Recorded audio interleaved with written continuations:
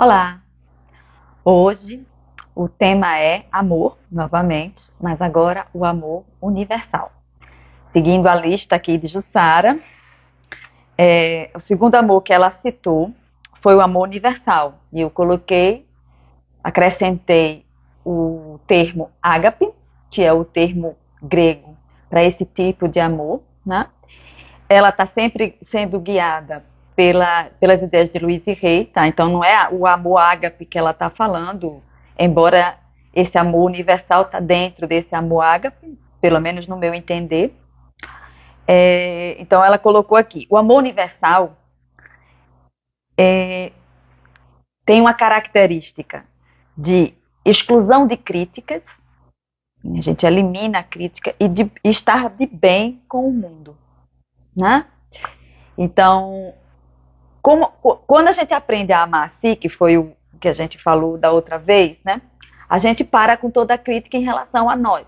Se nós não nos criticamos, a gente não vai criticar os outros, ok? A gente vai ter o entendimento de que está todo mundo fazendo o melhor que pode com o nível de conhecimento, consciência e compreensão que tem naquele momento, mesmo que a pessoa esteja sendo prejudicial em seu comportamento, como também disse Louise Hay, né? Se a gente maltrata uma criança ativa ou enchê-lo de críticas, né?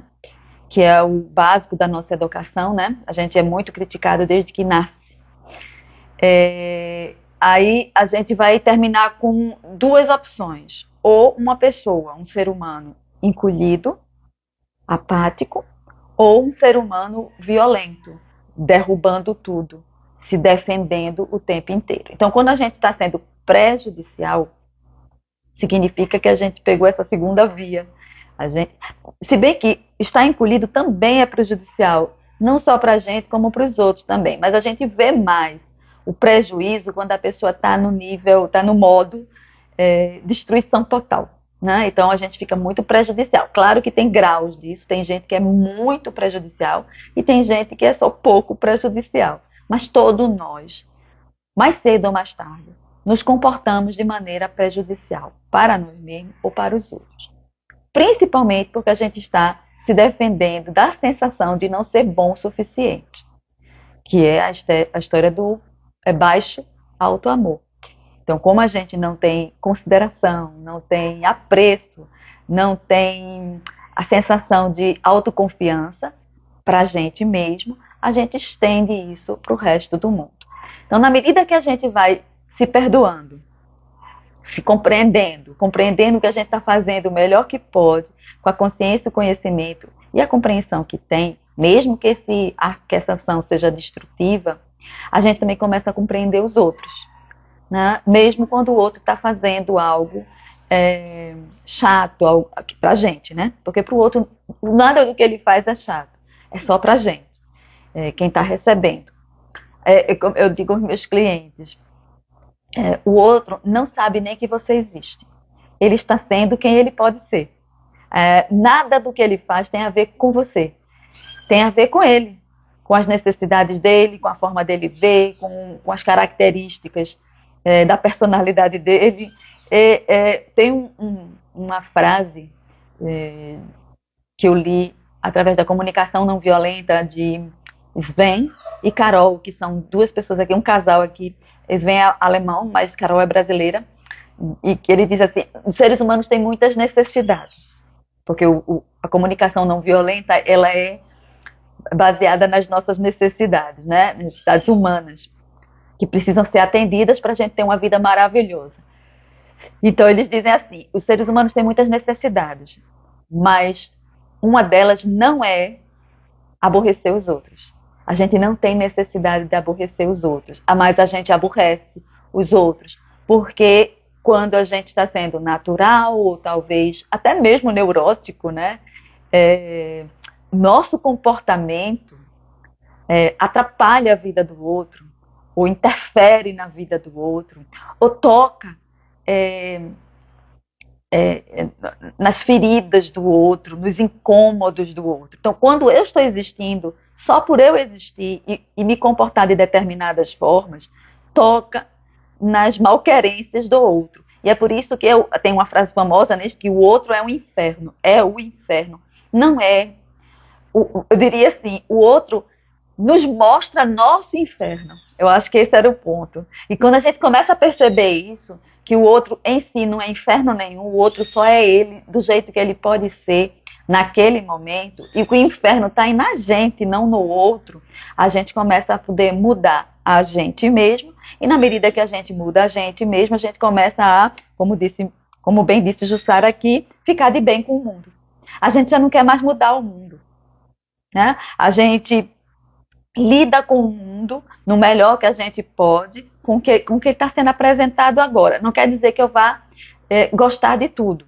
Estar bem com o mundo não quer dizer que eu vá gostar de tudo, ou que eu vá concordar com tudo, ou que eu deva cruzar os braços e jamais fazer nada com ações que eu acho que são destrutivas. Não é isso. Estar bem com o mundo é constatar, bom, o mundo está da melhor forma que ele pode estar agora. Mas se tem algumas ações, alguns comportamentos que eu acho que podem ficar mais aprimorados, eu atuo nesse, não criticando, não dizendo que o outro está errado, que a vida é um... E tem uma frase agora do carnaval aqui do Recife, né, de Olinda e Recife, e que eu vi até antes no restaurante, a vida presta, e muito. Eu acho que esse refrão está de bom tamanho, né? A vida já presta agora, tá? A gente tem a ideia de que a vida não presta porque a gente vê tanto desmando, às vezes, tantas formas de ação destrutivas, que a gente começa a achar que a vida não presta. Mas se você pensar nesses termos, que está todo mundo fazendo o melhor que pode, com o que foi feito com ela, na consciência que ela tem naquele momento, e que ela está se defendendo, porque é um direito dela de defesa, né? E a defesa dela é que destrói as coisas, a gente começa a dizer, não, a vida presta. Então, essas coisas que estão em desarmonia, a gente pode começar a pensar de uma forma diferente, a colaborar para que esses comportamentos eles comecem a ficar mais harmônicos, menos destrutivos, mas sem ódio, né, no coração. Então, o amor ágape, o amor universal, ele retira a raiva, o ódio que a gente tem. E o primeiro ódio que a gente tem é um ódio a si mesmo. E que a gente reflete para o outro. Quando a gente extingue, quando a gente passa a se amar, como a gente desenvolve o auto-amor, a gente olha para os outros com mais compaixão, né? E a raiva vai diminuindo, diminuindo, diminuindo, até ficar uma sensação, um olhar compassivo, que foi o que o olhar de Jesus, que é um dos que mais representam. Buda também olhou dessa forma, né? Quando ele dizia para a gente olhar para o outro, entendendo que do mesmo jeito que a gente está, isso é do Buda, tá? Que a gente está buscando a felicidade e tentando evitar a dor, o outro também está. Então, seja lá o que o outro estiver fazendo, no fundo, no fundo, no fundo, ele é igual a você, porque ele está buscando a mesma coisa que você, buscando felicidade, o bem-estar e tentando evitar o mal-estar, aquilo que ele tem medo. Então, esse olhar é um olhar compassivo. Quando a gente internaliza ele, né, e olha para a pessoa, mesmo que ela esteja se comportando bastante mal na vida, ou que tenha até lhe prejudicado, se você olhar para essa pessoa e dizer, bom, essa pessoa me prejudicou, mas ela está tentando ser feliz e está tentando evitar o sofrimento para ela. E nessa busca, ela pode realmente ter me prejudicado. Com relação a isso, ela me prejudicou, eu vou fazer nada? Vou deixar só ela me prejudicar? Não. Até porque o amor também tem limites, né? Amor também é limites, porque limite é protetivo. O amor protege. Então, o limite é protetor. Então, você vai dar limites, obviamente. E a gente já, inclusive, criou vários recursos, como a lei, né? A lei, para mim, é o interdito, né? É a interdição universal. Porque a gente aprende a ser interditado em determinados comportamentos na família, quando os educadores, né, seja lá o pai, a mãe, os professores, os irmãos mais velhos, sei lá, os mais velhos que a gente, eles impedem a gente de, por exemplo, maltratar um animal. Porque quando a gente é pequenininho, a gente não tem discernimento e acha engraçadinho o animal sentir dor, por exemplo. A gente provocar dor no animal. Então tem crianças até que cortam o rabo de lagartixa para ver como é que funciona, né? Porque acha interessante, porque na criança a pessoa não tem discernimento ainda de que o outro sofre, ok? Então o que é que os educadores fazem? Eles interditam isso. Eles dizem, você não pode fazer isso, né? Quando a gente está com raiva, hoje em dia os educadores dizem, você pode sentir raiva. Antigamente nem raiva a gente podia sentir, mas hoje já é dito. Você pode sentir raiva, você pode expressar a sua raiva através do seu corpo, sem se machucar, nem machucar outra pessoa ou quebrar qualquer coisa. Então, isso é o limite. Aí, essa é a lei, sem ser a lei universal, né? A lei universal, para mim, seria as leis judiciárias, né? Que já é para os adultos, porque até 12, 13 anos, talvez até 18 anos, quem educa, quem limita o nosso comportamento destrutivo são os familiares. Mas depois dos 18, quem limita é o grupo na qual ele vive, com as leis do judiciário. Então você não pode tirar nada do outro, senão você vai ser preso. Aí, veja, eu estou falando isso e já não estou mais falando, não estou falando aqui das injustiças através do dinheiro, do poder, isso já é outra coisa. Eu estou falando vamos dizer, da justiça pura. Né? Se a justiça fosse pura, ela não tivesse contaminada pelo nosso medo, ela educaria. Vou lhe dizer, se a educação da gente fosse realmente boa, nos primeiros 12 anos de nossa vida, as leis não precisariam existir, as leis do judiciário não precisariam existir. Olha, muitas profissões, como a minha, por exemplo, pelo menos a de psicólogo, de psicoterapeuta e a de advogado, ia parar de existir. Se a educação realmente fosse boa para desenvolver um ser humano no seu melhor. Então, a psicoterapia não era mais necessária, então psicoterapeutas não iam mais precisar existir e os advogados também não. Iriam existir outras profissões, por exemplo, os educadores espirituais podiam existir ainda, porque a educação básica, talvez ainda faltasse a questão da educação espiritual, que quando a pessoa tivesse adulta, ela buscasse um mestre para ascender espiritualmente. Essa profissão poderia existir. E o dos advogados, talvez conciliadores, para colaborar como um terceiro em conflitos, mas conflitos muito simples, não iam precisar daquela rafamé de leis para isso, né? Então, mas por enquanto, como a gente não é bem educado ainda, a nossa educação emocional e espiritual, ela é pobre ainda, ela está em processo de desenvolvimento, mas ela não é pobre ainda, então ela cria adultos muito descuidados, vamos dizer assim.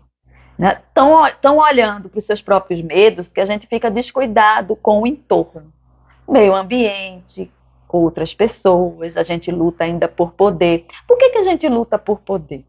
Por status, por quantidade de dinheiro, né? É porque a gente realmente precisa ser bilionário? Não, nós não precisamos ser bilionários, nós não precisamos nem ser milionários. Se a gente vivesse numa cultura cheia de amor universal, a gente nem precisava de dinheiro, para falar a verdade. Ninguém ia passar fome. Todo mundo ia ter casa. Todo mundo ia ter direito a lazer. Porque todo mundo queria que todo mundo fosse feliz. Como a gente ainda não vive nesse amor universal, a maioria de nós ainda não vive nesse amor universal, vive muito no medo neurótico. Eu preciso de muito dinheiro para achar que eu sou melhor do que você e que você não vai me prejudicar. Porque foi assim que a gente entendeu as coisas. Se eu tiver muito dinheiro, eu tenho poder. Poder do quê? Poder de mandar em você. Se eu mando em você, você tem medo de mim. E aí você não tem condição de me prejudicar. Então fica todo mundo correndo atrás disso, de forma inconsciente. E é por isso que Jesus diz, perdoa, Pai, porque eles não sabem o que fazem. A gente faz de forma inconsciente, colocando um balo de desculpa. Não, eu estou querendo ficar rica porque eu quero passar umas férias em Aruba. Porque eu acho que vida boa é vida na praia. Não. Porque eu acho que ter uma mansão de 20 quartos é legal. Não é isso, não. Né? A gente está buscando ter uma mansão de 20 quartos para dizer, tá vendo como eu sou poderoso e não se meta comigo. É uma comunicação não verbal. Tá, olha, eu uso um relógio de 50 mil reais. Não se meta comigo. Porque eu tenho dinheiro suficiente para derrubar você. Tá? Uma vez eu percebi isso muito em mim, o desejo de ser milionária. Por quê? Eu estava no banco, eu queria fazer uma assinatura eletrônica na época, olha, acho que há quase 20 anos isso. Eu queria fazer uma assinatura eletrônica para já poder trabalhar pelo banco por computador. E eu não tinha muito dinheiro na época, não tenho ainda, mas na época eu tinha muito menos dinheiro ainda. E o gerente do banco me deu um chá de cadeira de mais de 2 horas. E por quê? Porque tinha várias pessoas com muito mais dinheiro no banco na minha frente, que chegaram depois de mim, mas eram atendidos antes de mim, porque provavelmente eu fiquei ouvindo as conversas e eu vi que eles tinham muito dinheiro, né? Porque eu estava sentadinha perto, né? E eu fui ouvindo as conversas e aquilo foi me dando uma raiva, né? E aí eu disse, eu agora queria ter muito dinheiro para ser bem tratada. Quando eu me ouvi dizendo isso, eu disse, meu Deus, é por isso que as pessoas querem tanto dinheiro. Na verdade, a gente só quer ser bem tratada e protegida. É por isso que a gente acha que precisa. Por quê? Porque VIP, very important people, são as pessoas que têm mais dinheiro. São as pessoas que são colocadas nos melhores lugares. São as pessoas que são mais paparicadas, como uma linda mulher. Né? Uma linda mulher, quando estava no papel de prostituta, ela foi maltratada, porque todo mundo, mesmo ela tendo dinheiro, né? Mas ninguém acreditou nela. Aí ela chega com um poderoso homem rico, cis branco, Richard Gere, e aí todo mundo fica atrás dela. E aí tem uma cena bem emblemática no filme, né? Que ele faz assim, o dono da loja chega assim, você vai precisar mais de uma coisa, senhor? Ele fez, sim, mais paparico. E aí o cara começa a dizer, você é lindo, você é maravilhoso. Ele olha assim, não pra mim, pra ela. Mas assim, veja, né? É um filme machista esse, né? É bonitinho, é legal, eu adoro esse filme, mas ele é muito representante da década de 80, né? Que ainda existia essa ideia de que o homem rico salvaria as mulheres pobres. Mesmo que elas sejam, porque uma linda mulher já é um pouco mais autônoma nisso, ela diz que manda na vida dela e tudo, mas mesmo assim, quem salva a vida dela ainda é um casamento, né? Ela ainda recusa, que já é alguma coisa boa na década de 80, né? Ela recusa ser a amante sustentada pelo homem rico, isso ela disse, eu não quero, então ela teve coragem de largar a mão disso, eu prefiro fazer a minha própria vida.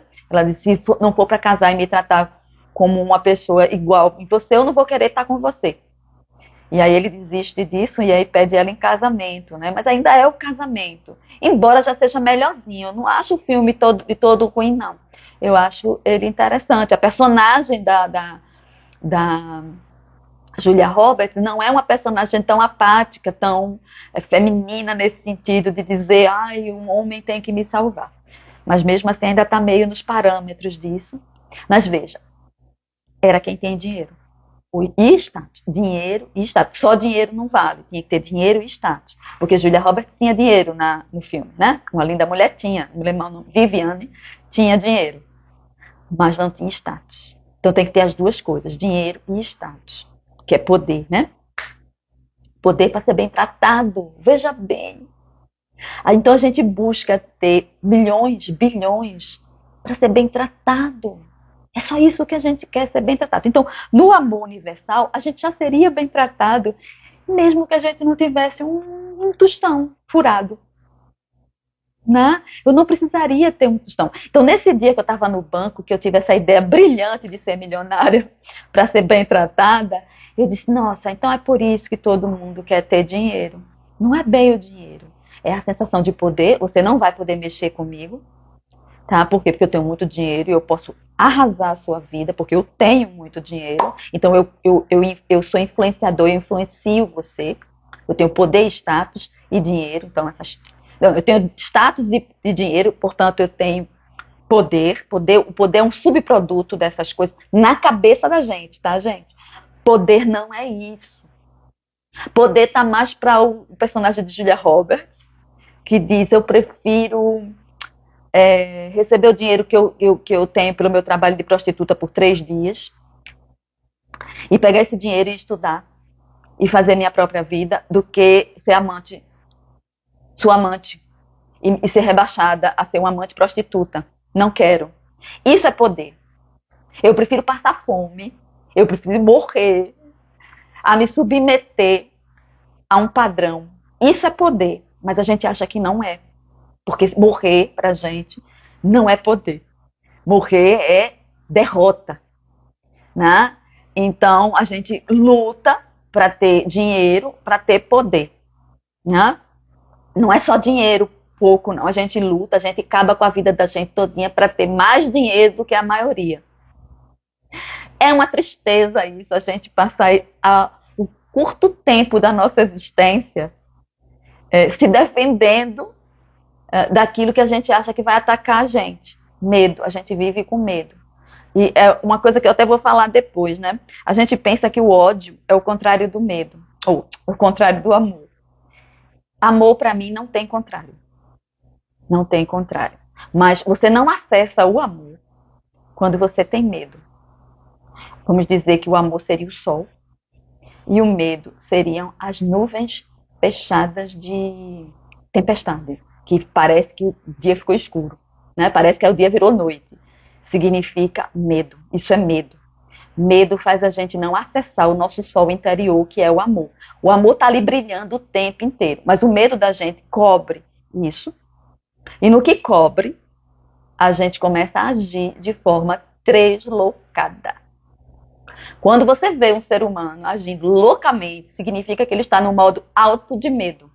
Quanto mais louco é o comportamento de uma pessoa, mais medo ele tem. Claro, tudo isso em nível subconsciente. Você não tem noção que está acontecendo nada. É por isso que o pessoal diz: perdoa pai, porque eles não sabem o que fazem. A gente tem a mínima consciência das nossas ações. Quem está movimentando nossas decisões, nossas ações, é o subconsciente amedrontadíssimo. Díssimo. Não é só medo, não. É pânico. Então, quanto mais o comportamento do outro é louco, é fora de razão, mais medo ele tem, menos amor ele acessa.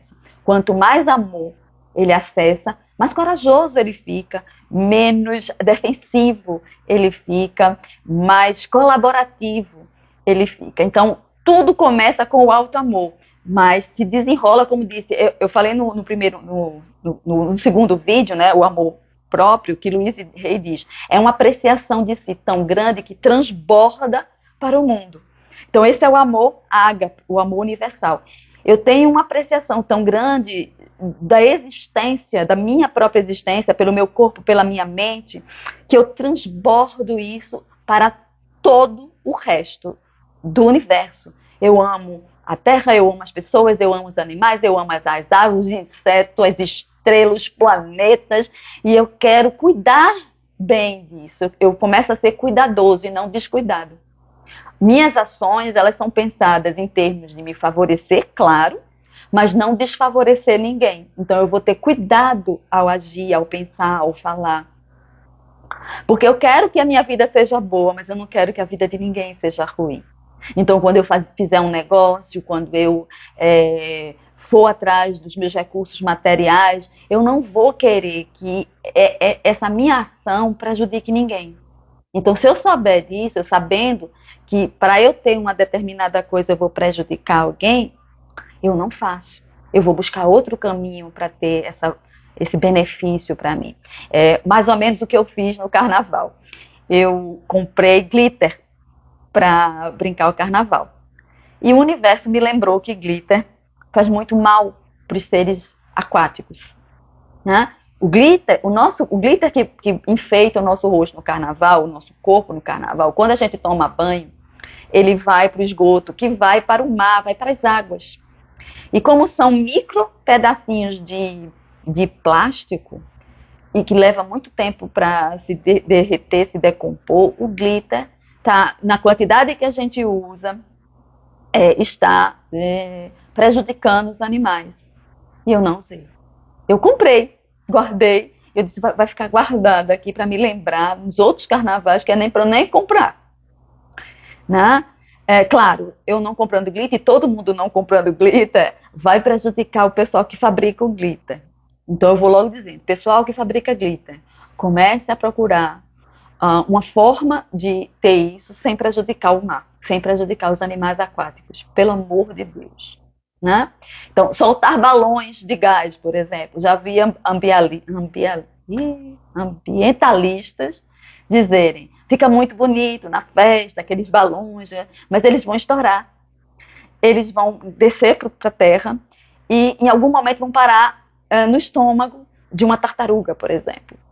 Então, quando a gente está em amor universal, a gente não pensa só no que é bom para a gente. Por exemplo, eu saí de glitter, eu ia sair bonita, brilhosa, né? Ia sair mais espetaculosa no carnaval. Era bom para mim. Mas e depois? Eu ia prejudicar um animal aquático. Então eu não saí. E eu não estou dizendo que eu faço isso toda hora, não, viu, minha gente? Eu não penso assim toda hora, porque eu ainda tenho muita coisa para desenvolver nas ações. Então, eu ainda uso produtos químicos que podem prejudicar no banho, por exemplo. Mas eu já tomo conta, eu já deixo de comer carne, por exemplo, 3 dias na semana. Dizem que isso colabora. Eu não deixei de comer carne completamente, mas por 3 dias na semana eu não como carne. Eu já tomo banhos curtos e fechando sempre a torneira. Em todos os lugares eu fecho a torneira, até lavando o prato. É uma perturbação, porque eu enxago, fecho, para guardar para botar o prato que eu acabei de lavar no escorredor, eu fecho a torneira.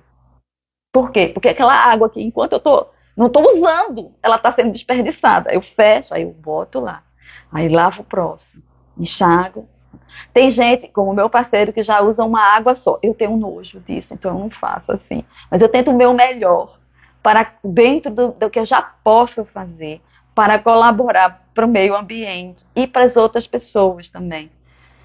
Não é tudo que eu faço, não é tudo que recomendam que eu faço. Eu separo o lixo também, né? Eu lavo as coisas de leite para poder... Eu penso nos coletores de lixo, né? Então, quando eu coloco alguma coisa que pode machucar o coletor de lixo, eu embrulho para não machucar o coletor de lixo, o lixeiro, né, que pega, ou a pessoa que faz reciclagem. Porque na minha cidade ainda não tem coleta seletiva. Mas eu separo, porque mesmo que juntem no caminhão do lixo, em algum momento vai ser mais fácil de separar, então eu separo. Eu faço algumas coisas, mas não faço tudo. Eu ainda uso saco plástico, mas uso menos hoje em dia. Eu já tenho muitas sacolinhas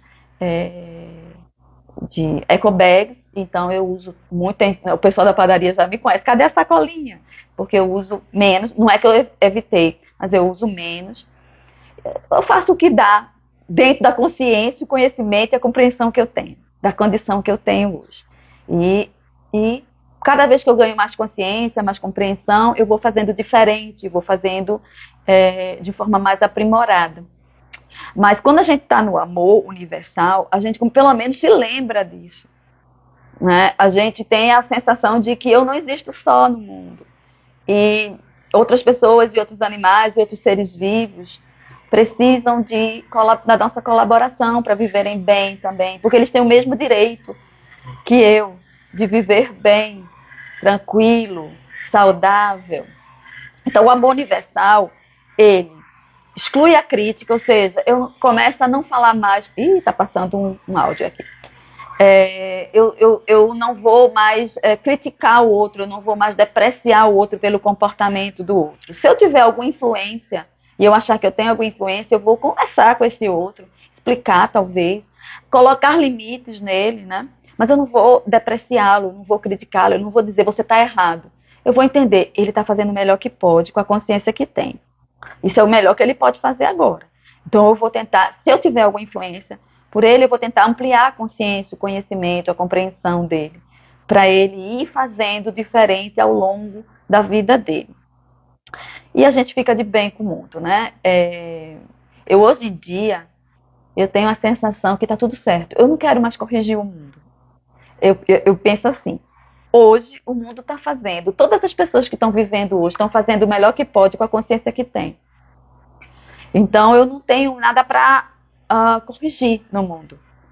Eu posso ajudar a ampliar a consciência, o conhecimento e a compreensão desse amor universal, na medida em que eu o tenho, que eu vou ampliando em mim mesma, eu vou inspirando, vamos dizer assim, as outras pessoas a irem mais para aí, e aí a gente já vai fazer a nossa evolução naturalmente, né? Eu não preciso corrigir o mundo, eu não preciso dizer que ele está errado e que sou eu que tenho que corrigir, né? Ou com as minhas ideias. Até porque eu sei o que é bom para mim, mas eu realmente não sei o que é bom para todo mundo. E como a gente é muito diferente, o que é bom para mim pode não ser para o outro. Então a gente pode ter uma sensação, bem, a gente pode buscar o que é bom para a gente. E a nossa limitação é, se o que é bom para a gente vai prejudicar outras pessoas, então a gente tem que fazer de uma forma diferente. Porque é bom que seja bom para mim, mas esse bom para mim não deve prejudicar os outros. Os outros que eu digo são os outros mesmo, todos, não são só pessoas não, até o universo.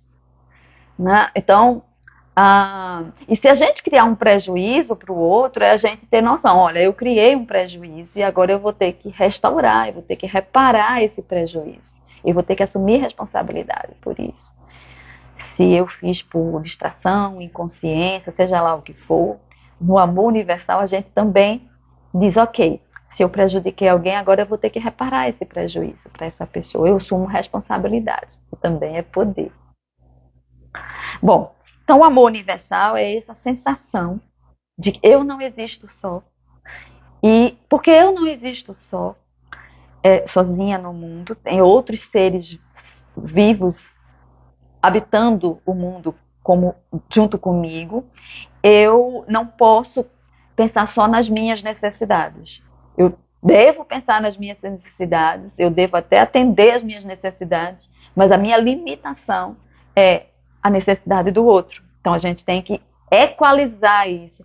E quando a gente começa a pensar nesses termos, a gente já entrou no amor universal e começa a agir por aí. E não estou dizendo aí que num estado de consciência desse, de vez em quando a gente não se distrai e prejudica alguém. Pelo menos eu não cheguei nesse lugar ainda de não prejudicar ninguém, não. Eu, às vezes, prejudico as pessoas por inconsciência, por distração. Então, é assumir a responsabilidade disso e dizer, ok, o que eu posso fazer? Eu tenho até usado muito quando eu percebo que eu posso ter prejudicado alguém, seja lá com que ação minha, eu faço o Ho'oponopono para essa pessoa. E se essa pessoa estiver muito próxima de mim, eu não peço mais desculpa, não.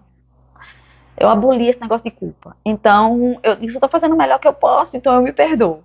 Mas eu vou lá e digo assim, tem alguma forma de eu restaurar isso, de eu diminuir o seu prejuízo? Né? Tem algo que eu possa fazer para diminuir o seu prejuízo? Mas antes disso eu faço o Ho'oponopono. Eu sinto muito por ter agido de forma inconsequente e ter lhe prejudicado, eu sinto muito. Por favor, me perdoe. Né? E eu não estou pedindo perdão da pessoa não, tá, gente? Assim, se a pessoa não me perdoar, tudo bem. Mas eu estou expressando que eu tenho noção, né? Por favor, me perdoe. Eu te amo e eu sou grata por poder ter tido a consciência de saber que eu prejudiquei alguém e que eu posso levar uma correção ou corrigir minha mente. Às vezes eu não chego nem a falar com outra pessoa, eu vou corrigir a minha mente, a minha forma de pensar, porque se eu prejudiquei alguém, onde eu tenho que corrigir é na minha mente, não é no outro. É a minha mente. Provavelmente eu estava me defendendo. E a defesa é medo. Então eu vou para o meu medo. Aí vou lá e vou ajustar isso em mim primeiro. E aí, eu te amo, eu me amo apesar de ter agido de forma inconsequente. Ainda assim eu me amo. E vou corrigir o fundo, a raiz disso. Que a raiz é sempre uma: medo. E o medo ainda é um subproduto. É uma raiz, mas não é a raiz total. Qual é o fundo do medo? O fundo do medo é o esquecimento que nós somos seres espirituais, momentaneamente encarnados. Nada pode nos ferir. Fere nosso corpo, fere nossa vaidade, a vaidade do corpo, da mente, mas o espírito é inferível, vamos dizer assim. E nós somos, na realidade, espíritos. E quando a gente tem noção de que a gente é espírito, não é um corpo, a gente está um corpo momentaneamente encarnado, né, fisicamente condensado, a gente sabe que nada pode machucar, nada pode inferiorizar a gente. E aí as nossas ações ficam diferentes quando a gente vai eliminando. Cada vez que a gente elimina um traço dessa sensação de inferioridade, de desimportância, que eu chamo de vaidade, que é o medo, e o medo provocado pelo esquecimento de quem realmente nós somos um espírito, que não significa que tem importância ou não tem importância, é como disse a minha voz. Uma vez eu perguntei à minha voz, todo mundo fala, que diz, quando fala com espíritos, falam com conexões, sei lá, mestres, né? Todos eles têm nome. E aí eu chamava minha voz da minha voz, né? Não tinha nome. Aí eu perguntei para minha voz, eu disse assim: voz, é preciso ter um nome para você? É o que menos importa. Pode continuar chamando da voz coisa, não tem problema, né? O espírito não tem vaidade, o espírito não é um ego, o espírito não precisa ser importante, não precisa ser nada, porque o espírito é nada, é nada, é o nada repleto de tudo. A física quântica fala disso, né? O nada contém todas as possibilidades, mas é nada, né? Então não tem importância. Então a voz está ótima, né? Você não precisa dar nome a isso. E eu continuei chamando da voz. Então, essa questão de se sentir importante, significativo, que eu tenho chamado de vaidade, que para mim é a raiz de todo o mal humano, é a sensação de que eu tenho que ter importância para ser bem tratado, inclusive, que é bem animal isso. Se você for para o mundo dos macacos, você vai ver isso, ou para a sociedade macacal, você vai ver essa mesma tendência. Mas, assim, quando a gente para de necessitar disso, e a gente se torna... É por isso que Jesus disse, os últimos serão os primeiros. Não tem nada a ver com ordem, isso, né? É o nada será o todo. Quanto mais você for nada, mais todo você é. Quanto mais você quer ser alguma coisa, menos todo você é, porque aí você condensa numa coisa só. Quando você se torna uma coisa, você deixa de ser o todo. Você se torna uma coisa só. É complicado para a mente humana entender, porque é paradoxal, e tudo que é paradoxo fica complicado para uma mente raciocinar, mas é mais ou menos isso. E nisso está o amor universal. O amor universal está aí, em ser nada, né? Que tudo suporta, como disse Paulo. Né? O amor tudo suporta. Não é tudo suporta em relação à ação, é tudo dá suporte. O amor dá suporte a qualquer coisa. Inclusive, ele se permite ser maltratado ou cuspido, como Jesus Cristo foi, né? Cuspido, maltratado, xingado, porque o amor é que estava suportando ele. Então, sem vergonha, o amor me suporta. Então, não existe mais alguém para ser sem vergonha aqui. Não existe mais alguém para se sentir ofendido por um maltrato. Não existe mais alguém aqui para ser morto. Então, o amor tudo suporta, segundo Paulo, né? E para mim é isso. O amor tudo está sustentando. Então, quando o amor sustenta, não existe mais uma vaidade, não existe mais ego. E neste ponto é o ponto máximo de amor, que dá até para você dar seu corpo para as outras pessoas. Não foi só Jesus Cristo que deu o corpo. Outros iluminados deram o corpo deles para seres não iluminados, né? Pode chegar a esse extremo, porque o corpo e nada é a mesma coisa, então tá tudo bem, porque não existe morte para uma pessoa que chegou nesse nível. Ele sabe que o corpo morrer não é nada demais, mas para quem tem ego, vaidade não é. Aí tem muitos graus ainda para chegar nessa compreensão. Então quem tem um ego muito bem formado não vai nem entender isso. Não vai entender, vai achar que é só maltrato e que é inconcebível o maltrato. Né? Mas quem não está aí, e outras pessoas já tiveram aí, como o Martin Luther King, por exemplo, que não é uma pessoa que estava no grau de Jesus Cristo, no sentido de iluminação, mas já tinha um grau de iluminação muito grande, né? Ele também doou o corpo dele, né, para os menos iluminados. Foi a mesma coisa, né? Aliás, toda pessoa que chega nesse lugar, ela termina sendo morta por pessoas que não compreendem o lugar que ele está. E tá tudo bem, porque para a pessoa que chegou a isso não é um mal, né?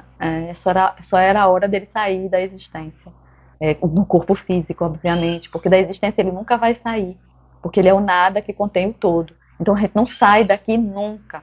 Então a gente nunca chegou e nunca vai sair.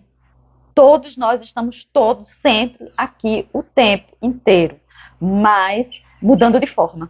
Então foi só a forma que mudou, não tem problema nenhum para quem chegou nessa compreensão. Quem não chegou nela vai se ofender. Não vai entender nada disso. Vai achar louco. Como todo mundo que chega nesse lugar parece louco, né? Chega nesse lugar sem razão, que não tem razão absolutamente nenhuma, é paradoxal, todo mundo acha que é doido. Né? Todo mundo não, a maioria acha que é doido. Bom, o amor universal é um amor louco. Tá? No alto grau dele é um amor louco, é uma paixão, como disse o Jesus Cristo, né? É um amor louco que ninguém vai entender, que pode dar seu próprio corpo para o outro ser feliz. Agora eu lembrei de uma coisa, no livro do Fritjof Capra, O Ponto de Mutação, ele diz isso, né?